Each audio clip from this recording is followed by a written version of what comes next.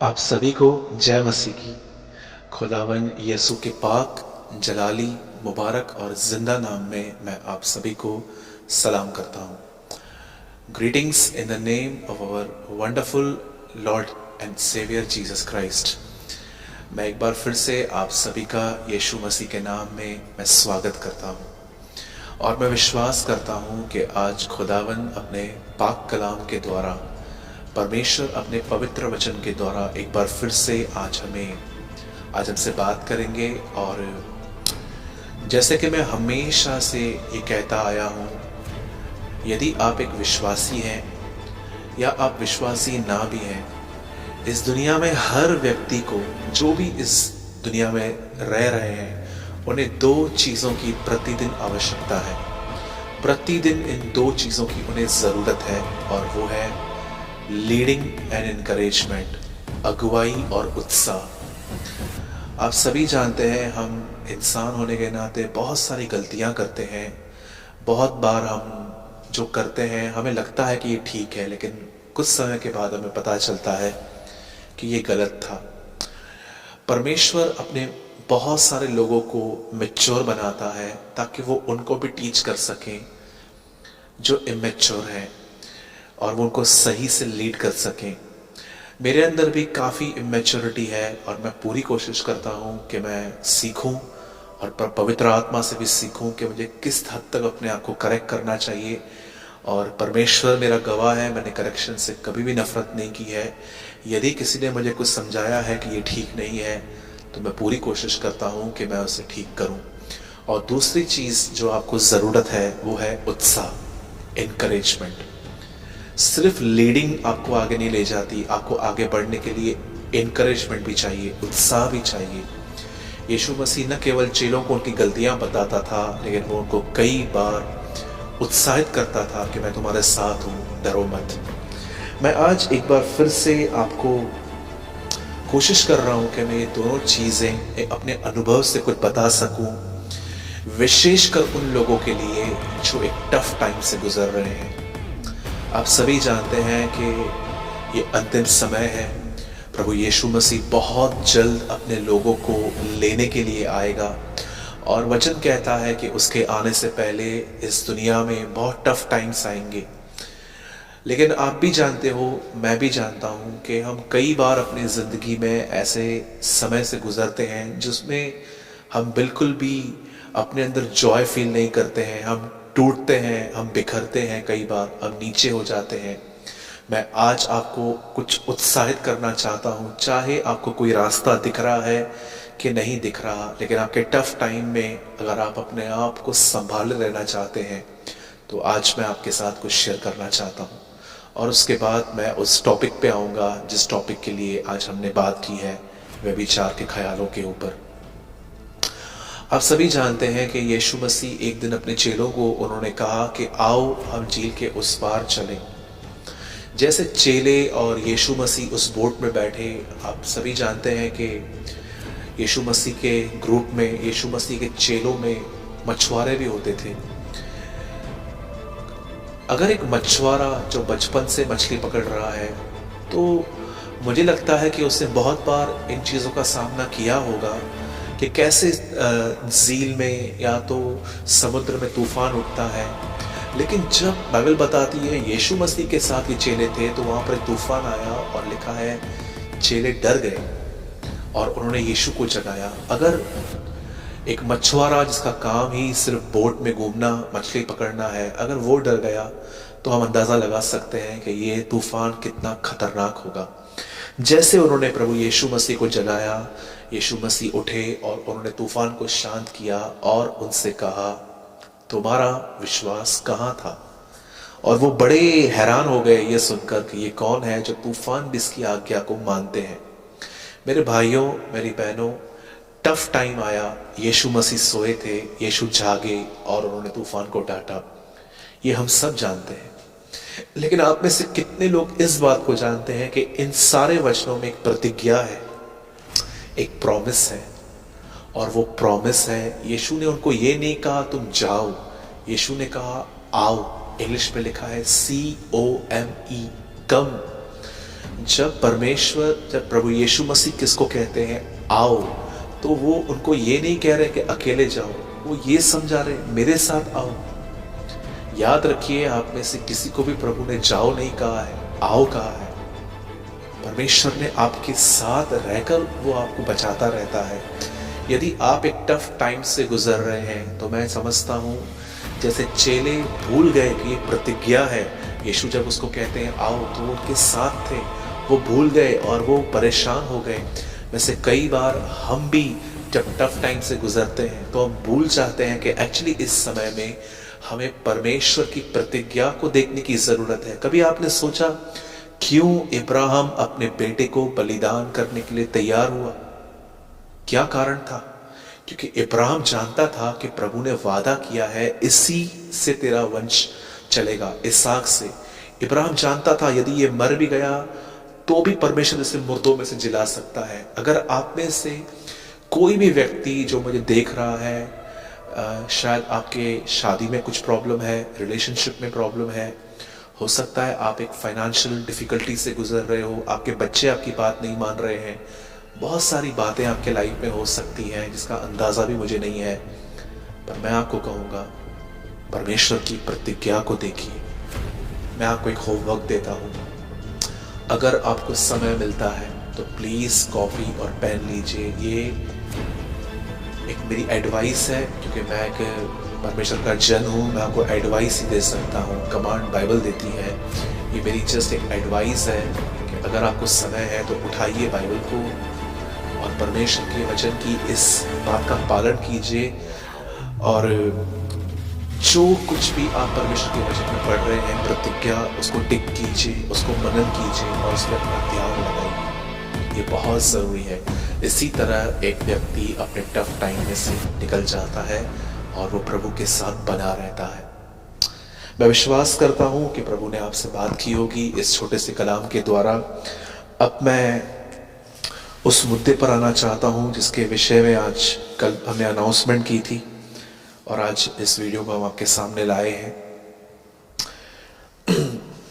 ये विशेष हम उन लोगों के लिए बना रहे हैं जिनको व्यभिचार के बहुत ख्याल आते हैं। मैंने इससे पहले भी एडल्ट्री के ऊपर एक वीडियो बनाया था जिसका नाम था व्यभिचार एक मीठा जहर, और काफ़ी सारे लोगों ने उसे देखा, लाखों में लोगों ने उसको देखा और कई सारे कमेंट्स आए, कई सारे लोगों ने हमें रिप्लाईज किए कि ब्रदर हाँ ये वीडियो हमारे लिए बहुत हद तक हमारे लिए फ़ायदेमंद हुआ।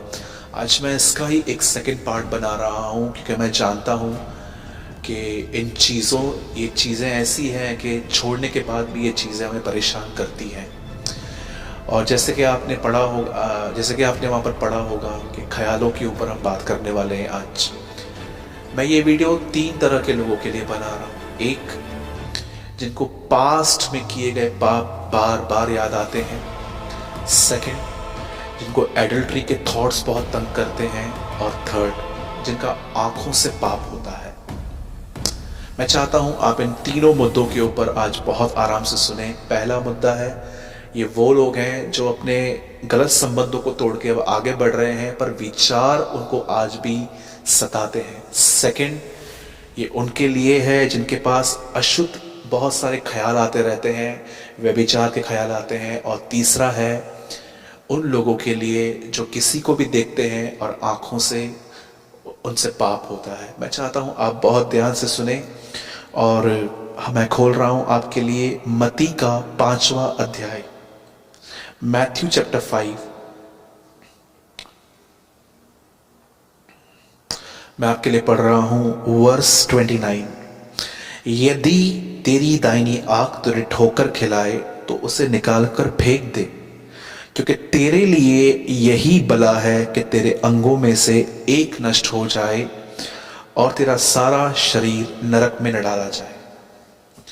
अब देखिए यहाँ पर क्या लिखा गया है। यीशु मसीह कहते हैं कि अगर आपके आंखों से पाप हो रहा है तो आंख को निकाल के फेंक दो। कहीं ऐसा ना हो कि अंतिम दिनों में, उस न्याय के दिन, हम सब कुछ हमारे पास हो लेकिन पूरी बॉडी चली जाए। इससे पहले यीशु कहता है अच्छा होगा एक आंख निकाल के फेंक दो। अब मैं आपसे एक बात पूछना चाहता हूँ यहाँ, यदि हम अपनी दाहिनी या बाईं आंख निकाल के फेंक दें, तो हमारे पास उसके बाद भी तो एक आंख बचेगी, तो क्या हम उससे पाप नहीं कर सकते? जरा सोचिए, मैं आपके सामने अगर अपनी एक आंख निकाल के फेंक दूं लेफ्ट, तो क्या मैं राइट ऐसे सिन नहीं कर सकता?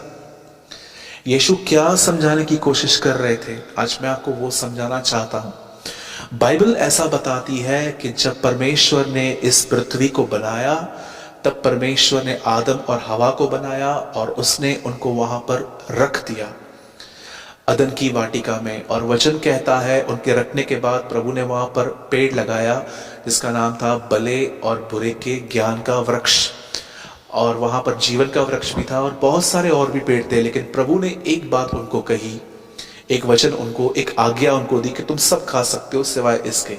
अब वहां पर शैतान सांप के रूप में आया, और जानते हैं वचन क्या लिखा है? बाइबल बताती है कि उसने उससे बात करना चालू की, और उसके बाद कहां ना कहां ध्यान जो है हवा का वहां पर गया, पेड़ फल पर गया, और जैसे उसने उस फल को देखा, बगैर खाए उससे टेस्ट मिल गई, और उसने कहा ये तो मन भाऊ है। मन भाऊ का मतलब होता है अच्छा, मन को अच्छा लगना। अब जरा सोचिए, उसने अब तक खाया नहीं था लेकिन उसे टेस्ट मिल गई। जानते हो क्यों? क्योंकि उसने देखा और सोचा। पहली चीज, वहां पर उसकी आंखें लगा दी गई। दाऊद एक दिन जब ऊपर छत पर गया और वो वहां पर टहल रहा था, तो उसने क्या देखा कि एक लेडी नहा रही थी, बाथरूम में थी। और वचन कहता है जब वो नहा रही थी, दाऊद ने उसको देखा, और दाऊद के अंदर कहां ना कहां वासना बढ़ी, और उसने उस लेडी के साथ एडल्ट्री की, व्यभिचार भी किया। और वचन कहता है कि उस व्यभिचार के बाद उस व्यभिचार को छुपाने के लिए उसे हत्या भी करवाई थी। ये सब वचन में लिखा गया है।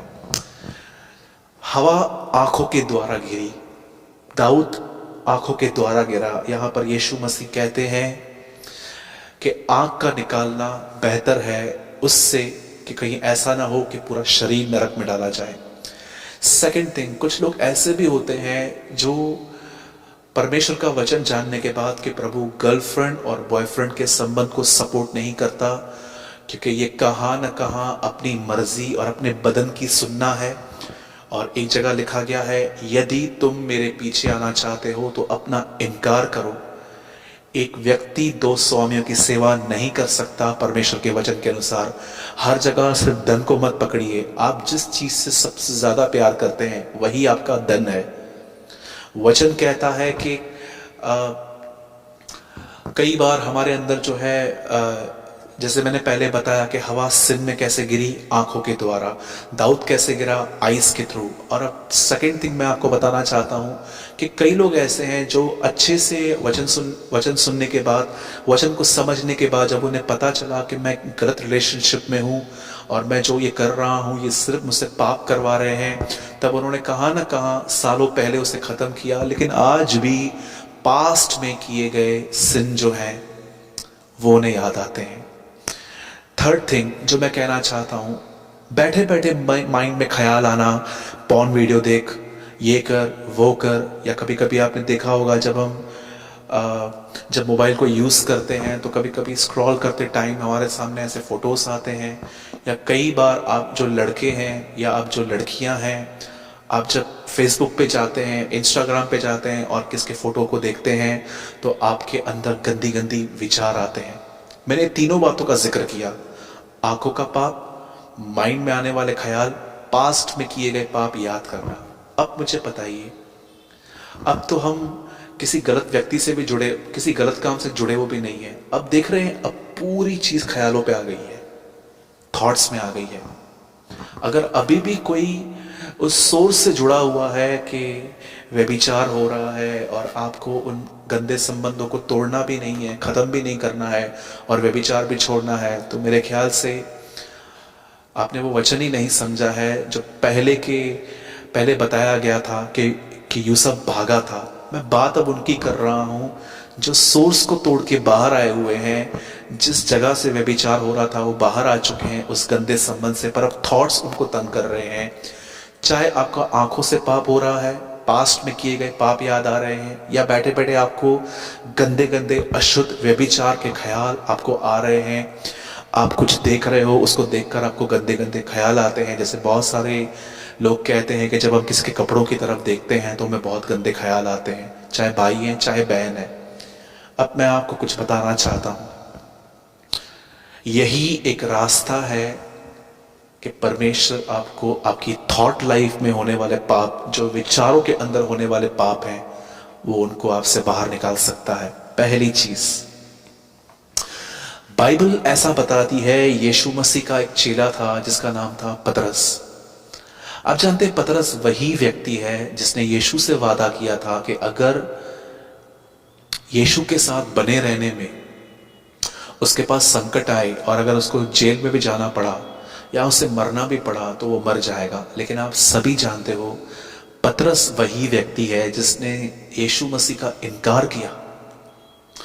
3 बार उसने यही बात कही, मैं उसे नहीं जानता, मैं उसे नहीं जानता, मैं उसे नहीं जानता। पर मैं आपको ये कहना चाहता हूं, यही पतरस जब पेंटिकॉस के दिन पवित्र आत्मा से परिपूर्ण होने के बाद जब इसने प्रचार किया, तब जानते इसने क्या कहा? इसने कहा, तुमने उसे मारा है, उसका मैं गवाह हूं। आप जानते हैं, एक व्यक्ति जैसे हम व्यभिचार में कमजोर हैं, वैसे ही पतरस डर गया था। एक व्यक्ति जो इतना कमजोर था, अचानक वो इतना बोल्ड कैसे हो गया कि उसे डर के ऊपर जय मिल गई।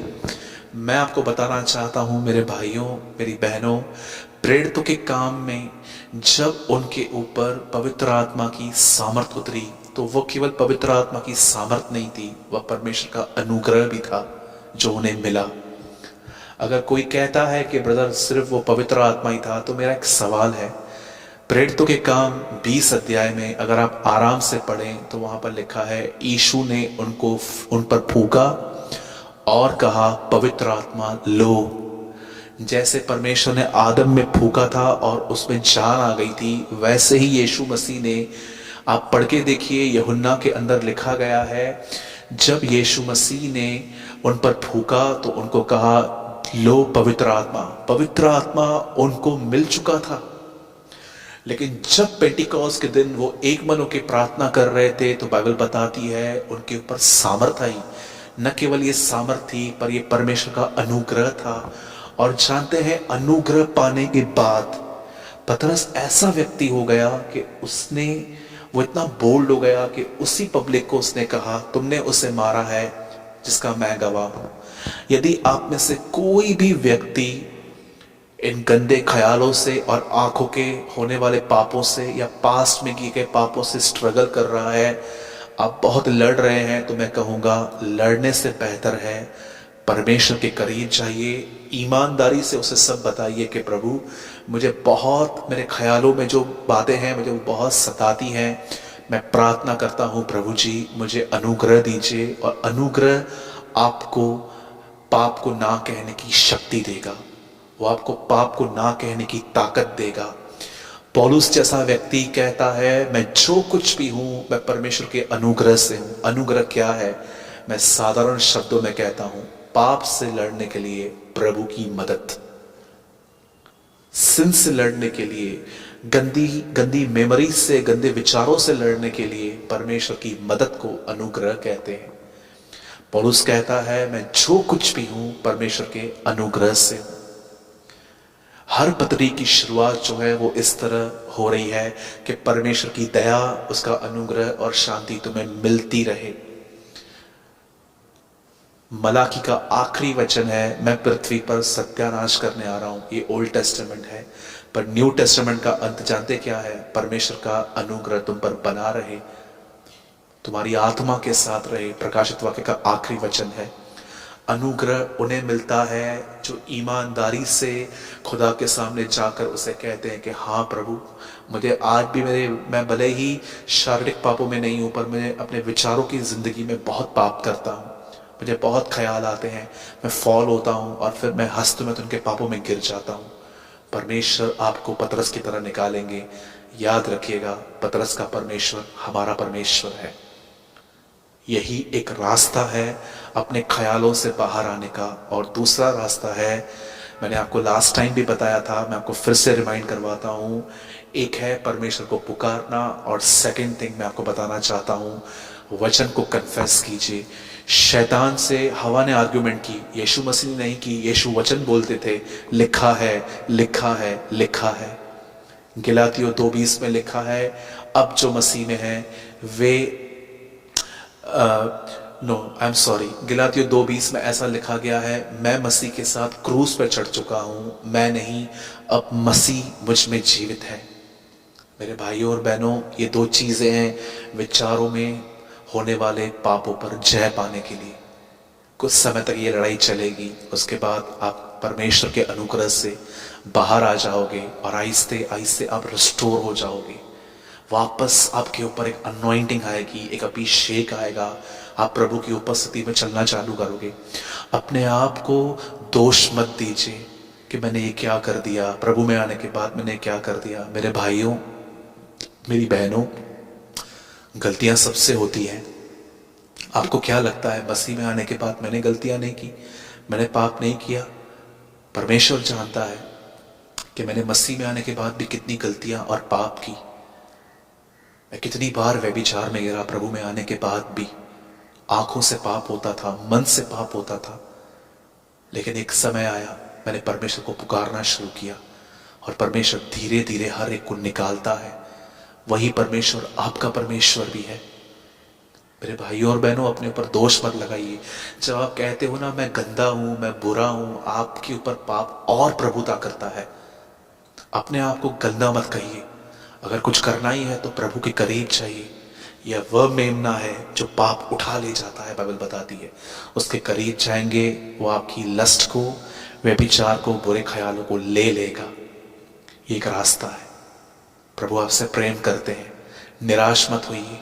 ये आपका समय है कि जब प्रभु आपको उठाएगा, आपको शुद्ध करेगा और आपको अपने खून से साफ करेगा, अपनी आत्मा से आपको तेजस्वी करेगा और आपका उपयोग करेगा। मेरे जवान भाइयों, मेरी जवान बहनों, मैं भाई सूरज प्रेमानी, मैं आपसे बहुत प्यार करता हूं और मैं आपको ये आज उत्साहित करना चाहता हूं, निराश मत होइए। अब भी समय है, हम खड़े हो सकते हैं। परमेश्वर को आपकी आवश्यकता है, वो आपका उपयोग करना चाहते हैं। ये मेरी प्रार्थना है कि आने वाले समय में आप जवानों को परमेश्वर पूरे भारत में उपयोग करें, पूरे दुनिया में उपयोग करें। मैं विश्वास करता हूं परमेश्वर इस अंतिम समय में एक ऐसी सेना खड़ी करेगा जिसमें सब जवान लोग होंगे, वे व्यभिचार पर विजय पाकर खड़े होंगे और सबके लिए उदाहरण बनेंगे।